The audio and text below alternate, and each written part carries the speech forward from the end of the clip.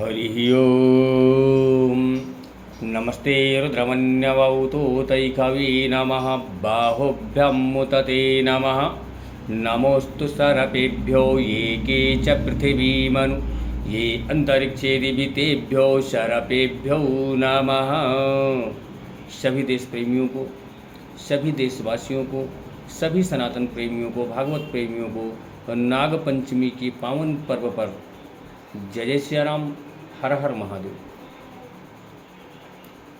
सनातन धर्म ऐसा धर्म है जिसने वसुधैव कुटुंबकम का नारा दिया है। और तुलसी बाबा ने लिखा है, सिया राम मैं सब जग जानी करहूँ प्रणाम जोरी जुग पानी। और बताया है कि हरि व्यापक सर्वत्र समाना। परमात्मा कण कण में विद्यमान है। प्रत्येक जीव में जड़ चेतन जलचर थलचर नभचर सब में परमात्मा विद्यमान है।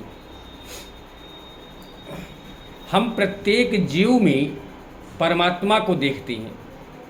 और ये सनातन धर्म की महानता है, भव्यता है कि समय समय पर जीवों की पूजा, प्रकृति की पूजा करने का विधान हमारे सनातन धर्म में मिलता है। हिंदू संस्कृति ऐसी है, आपको कहीं ऐसी संस्कृति देखने को नहीं मिलेगी। पशु पक्षी वृक्ष वनस्पति सबकी पूजा करने का समय समय पर विधान है।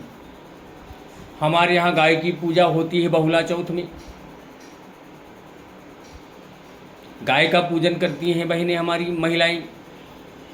गाय का पूजन होता है, गाय में सभी देवता होते हैं। तो कोकिला व्रत करके कोयल का भी पूजन किया जाता है। ऐसी संस्कृति कहीं मिलेगी नहीं आपको। गाय का पूजन किया जाता है, कोकिला व्रत किया जाता है और कोयल का पूजन किया जाता है, मानसिक पूजन। और मान्यता है कि उस दिन कोयल का दर्शन हो जाए या उसके स्वर अगर कान में पड़ जाए तो पूजन सफल होता है। हमारे यहाँ वृषभोत्सव मनाया जाता है, मतलब बैल की भी पूजा की जाती है। खैर ये तो सजीव हो गए। हम गोवर्धन पूजा करते हैं। सनातन धर्म में गोवर्धन पूजा का भी महत्व है। पर्वतों को पूजते हैं। और तो और हम एक आंवला नवमी को आंवला वृक्ष की पूजा करते हैं, पट सावित्री में, और वरगद वृक्ष की पूजा करते हैं। ये हमारी सनातन संस्कृति है। इतनी भव्य और इतनी दिव्य संस्कृति आपको अन्यत्र किसी धर्म में देखने को नहीं मिलेगी। यहाँ तक तो चलाऊं है पशु पक्षी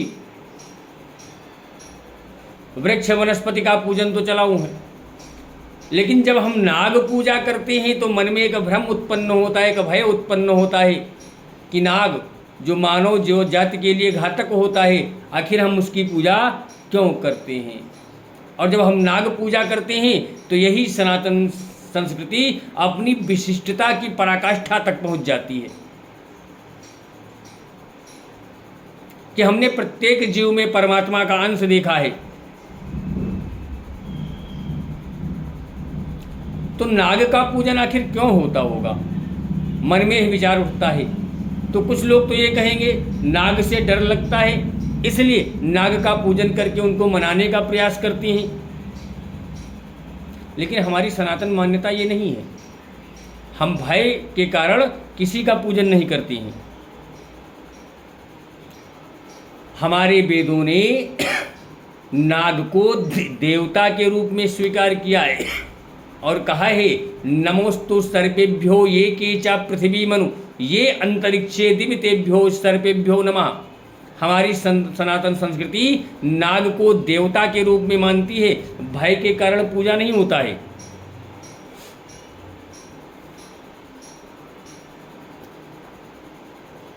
जहां पर विवाद की स्थिति हो, कोई निर्णय न हो रहा हो, तस्मात् शास्त्र प्रमाणम थे, तब शास्त्रों का प्रमाण लेना चाहिए और वेदों के विचार को स्वीकार करना चाहिए कि हमारे वेद क्या कहती हैं, हमारे वेदों में विभिन्न देवी देवताओं का पूजन है। उन्हीं देवी देवताओं में एक देवता है नाग देवता।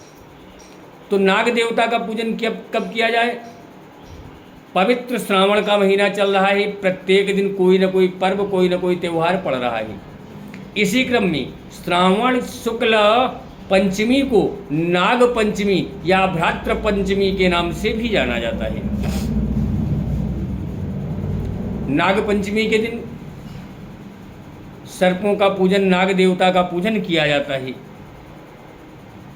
और उन्हें दूध से स्नान कराया जाता है। कतिपय लोग यह मानते हैं कि इस दिन सर्प को दूध पिलाना चाहिए। सर्प को दूध कभी नहीं पिलाना चाहिए, क्योंकि सर्प का पाचन तंत्र बहुत अच्छा नहीं होता है। दूध के अधिकता के कारण सर्प की मृत्यु भी हो सकती है। तो आपका पूजन जो आप पुण्य करने जा रहे हैं वो पाप में बदल सकता है, जिसका प्रायश्चित भी नहीं है।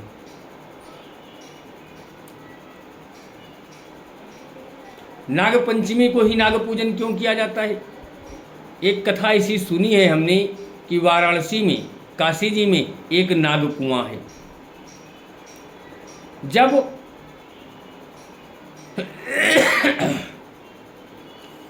तक्षक और गरुड़ में युद्ध छिड़ा था विष अमृत के लिए, तो तक्षक वहां से भाग करके नाग कुआं के पास आकर के काशी में संस्कृति की शिक्षा के बालक बन करके लेने लगे, जिससे उनके प्राण बचे रहे। लेकिन यह बात किसी तरह गरुड़ देवता को पता चल गई और उन्होंने तक्षक पर आक्रमण करने का प्रयास किया। लेकिन गुरु के प्रभाव से, गुरु दीक्षा के प्रभाव से गरुड़ जी सफल नहीं हुए और वहीं पर गरुड़ जी ने नागराज को, तक्षक को अभय दान दे दिया। और वो दिन था नागपंचमी का। इसी दिन से आज भी काशी में नागपंचमी के दिन नाग कुआं पर विशाल मेला लगता है और ये मान्यता है कि जो भी उस कुएं का दर्शन पूजन कर लेता है उसको कभी सर्प भय नहीं होता है, उसको कभी सर्पों के विष से भय नहीं होता है। दूसरी कथा मिलती है महाभारत में, श्रीमद् भागवत, श्रीमद् देवी भागवत महापुराण में, जहाँ जन्मेजय जी ने अपने पिता की मृत्यु का बदला लेने के लिए सर्प यज्ञ का आयोजन कर दिया। और उस सर्प यज्ञ में ऐसे मंत्र पढ़े जाने लगी कि जो भी सर्प जहां है सीधे आके हवन कुंड में उड़ उड़ कर गिरने लगा।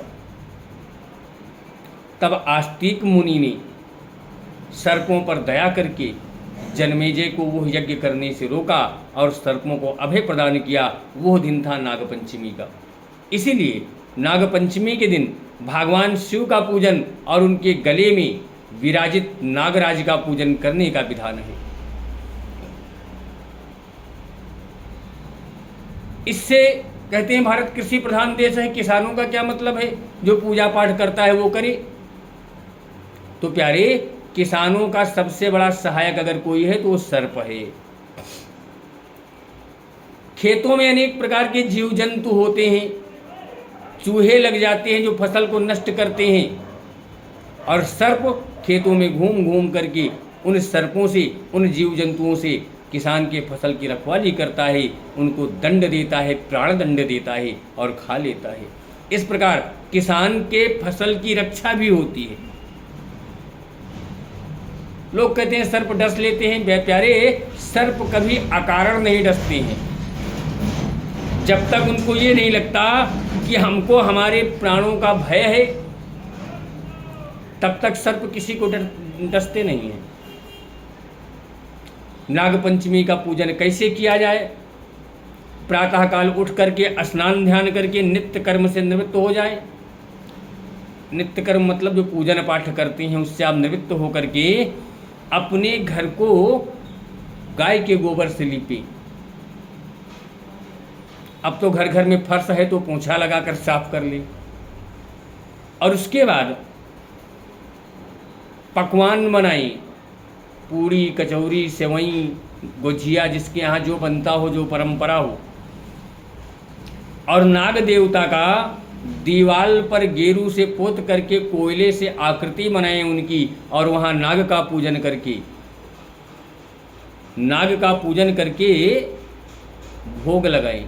और कहीं कहीं तो सोने चांदी के नागों की पूजा होती है, लकड़ी के नाग बनवाए जाते हैं, उनकी पूजा होती है। कहने का अर्थ है मुंडे मुंडे मतिर्भिन्ना एन केन प्रकारेण नाग पंचमी के दिन नाग पूजा होनी है। सबसे पहले हम लोगों के गांव में क्या मान्यता है, पूर्वांचल में